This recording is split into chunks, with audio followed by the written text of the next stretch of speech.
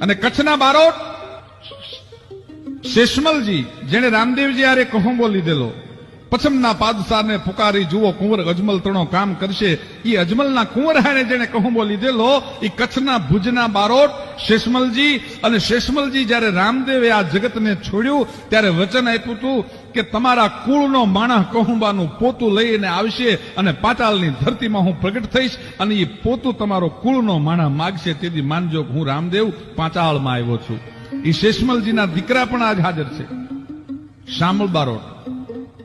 અને શામળ બારોટને આપા વિહામણ કહુંબો લેવાનું કે છે કે એમ નામ કહુંબો ન લેવાય. કા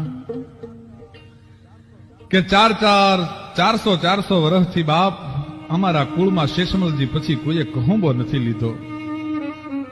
અને એ કહુંબાના નિયમ એમ નામ તૂટે કે હવે બારોટજી હઠ રહેવા દ્યો.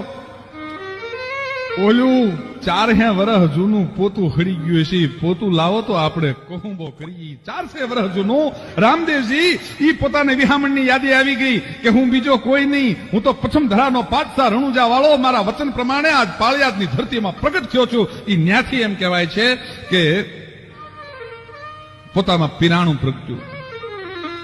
લૂંટારો મટી, ડાકુ મટી અને આજ વિહામણ પીર બન્યા છે.